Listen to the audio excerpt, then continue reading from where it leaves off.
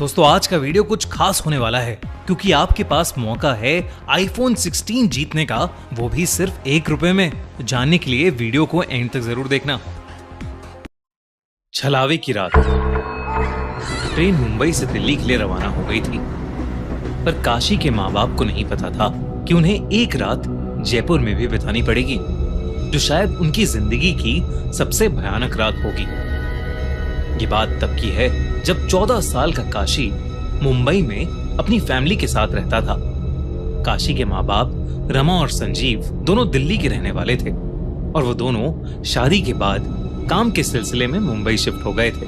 काशी दिल्ली बस एक ही बार गया था जब वो 5 साल का था।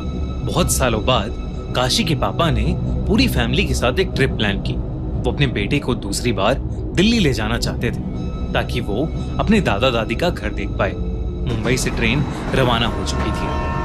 काशी मुस्कुराते हुए खिड़की के बाहर अंधेरे में झांक रहा था। उसकी माँ रमा उसके पास ही सो रही थी। सोते हुए रमा को एक सपना आया। अपने सपने में रमा को अपना छोटा बेटा नितिन दिखा। ये बात बहुत अजीब थी क्योंकि अपने छोटे बेटे नितिन को याद करना रमा बहुत पहले ही छोड़ चुकी थी। चलती ट्रेन में सो रही रमा के माथे से पसीना बहने लगा और एकदम से उसकी आंख खुल गई। काशी के पापा संजीव ने जब अपनी बीवी रमा को देखा तो वो बहुत घबराई हुई लग रही थी। संजीव ने पूछा कि उसे अचानक क्या हो गया है, पर रमा ने किसी को कुछ नहीं बताया और चुपचाप खिड़की की तरफ मुंह करके बैठ गई। कुछ ही देर में ट्रेन जयपुर स्टेशन पर रुक गई, लेकिन ट्रेन में कुछ टेक्निकल परेशानी आ गई थी जिसकी वजह से सारे पैसेंजर्स को जयपुर में ही उतरना पड़ा, जिनमें काशी और उसकी फैमिली भी थी। काशी के पापा संजीव ने प्लान किया कि वो आज रात जयपुर में ही रुक जाएंगे और कल सुबह पहली ट्रेन से दिल्ली के लिए निकल जाएंगे। रात के करीब 12 बज चुके थे और बहुत अंधेरा हो चुका था। काशी के पापा ने रेलवे स्टेशन के पास ही एक होटल ले लिया। ऊपर चलकर जैसे ही काशी ने रूम के अंदर कदम रखा तो उसके सर में एक बहुत जोर का चुभने वाला दर्द शुरू हो गया। काशी ने सोचा कि ये मामूली सा सरदर्द होगा और इसलिए अपनी माँ को बिना बताए वो बिस्तर पर सोने के लिए लेट गया। काशी और उसकी माँ रमा एक रूम में सो गए और उसके पापा दूसरे रूम में, लेकिन रमा को नींद ही नहीं आ रही थी। वो पूरे टाइम अपने छोटे बेटे नितिन के बारे में ही सोचती रही। जब काशी 5 साल का था तब उसकी फैमिली में उसके छोटे भाई का जन्म हुआ था जिसका नाम नितिन था, लेकिन नितिन के साथ एक बहुत बुरा हादसा हुआ था।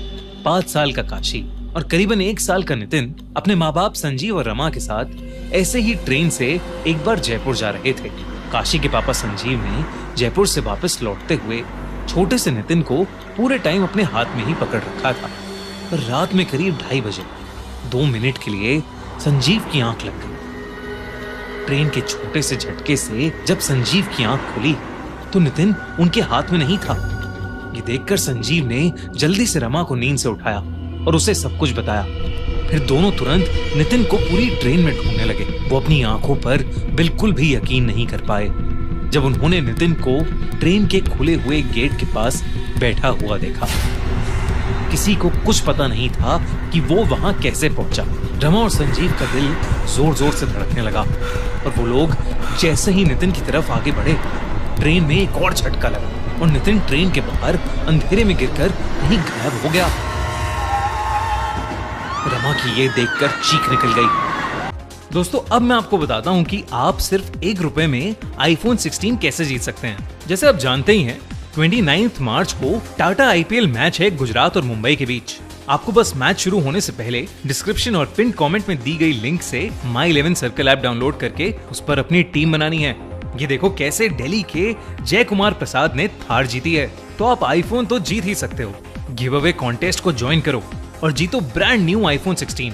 और इस कॉन्टेस्ट की फीस है सिर्फ ₹1 और ये कॉन्टेस्ट सिर्फ खूनी मंडे के सब्सक्राइबर्स के लिए एक्सक्लूसिव है और गुजरात वर्सेस मुंबई मैच के लिए ही वैलिड है। सिर्फ इतना ही नहीं, मेगा कॉन्टेस्ट में पार्ट लेकर आप जीत सकते हैं ₹3 करोड़ और एक थार, वो भी हर दिन। डिस्क्रिप्शन में दिए हुए लिंक से ऐप डाउनलोड करो और यूज करो हमारा कूपन कोड MECNEW और आपको डिपॉजिट करते ही मिलेगा 20% एक्स्ट्रा कैश। मैंने तो अपनी टीम बना ली है।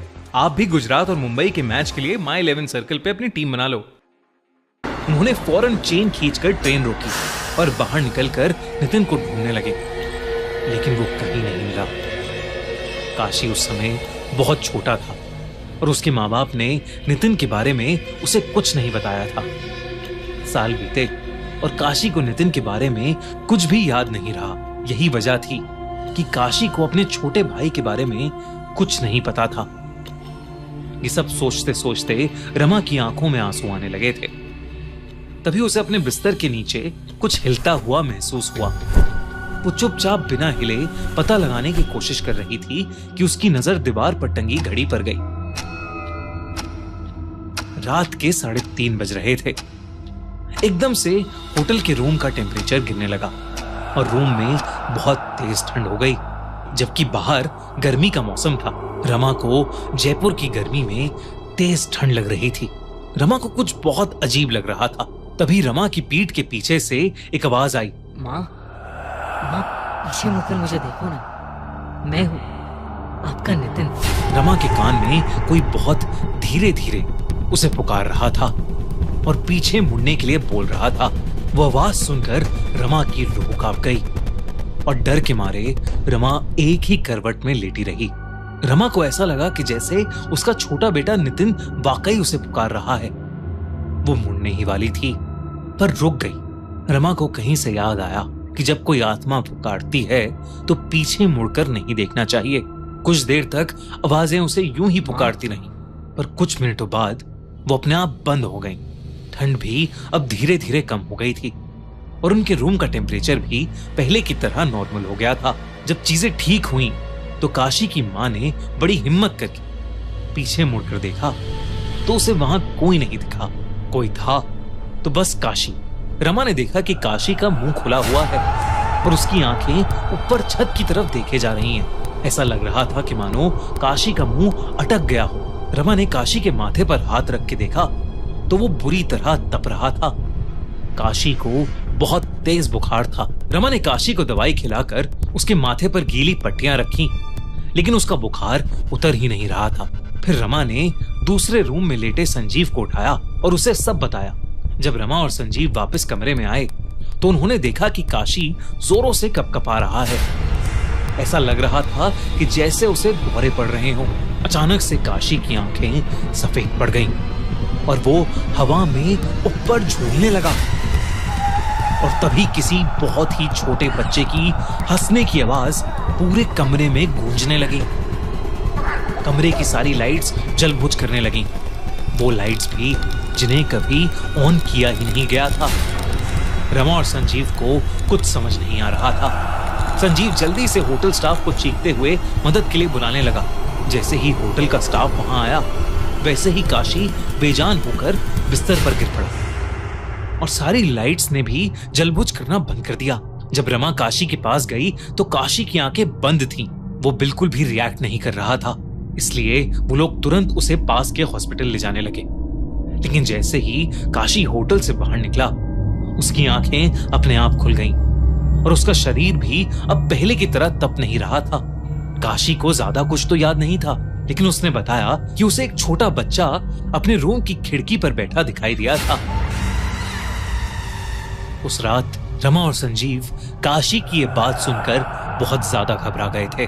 किसी तरह उन्होंने पास के हॉस्पिटल में ही वो रात काटी और सुबह होते ही वो बस से दिल्ली के लिए निकल गए। काशी अब बिल्कुल ठीक था। ऐसा लग रहा था कि जैसे उसे कभी कुछ हुआ ही नहीं था। दिल्ली पहुंचने पर संजीव, काशी और रमा एक पंडित के पास गए और उन्होंने पूरी कहानी उन पंडित को बताई। पंडित ने काशी के माँ बाप को बताया कि कल जो भी रूम में आकर रमा को पुकार रहा था वो उनका छोटा बेटा नितिन नहीं था, बल्कि कोई और आत्मा थी जो उनकी दुख भरी याद का फायदा उठाकर अपना काम करवाना चाहती थी।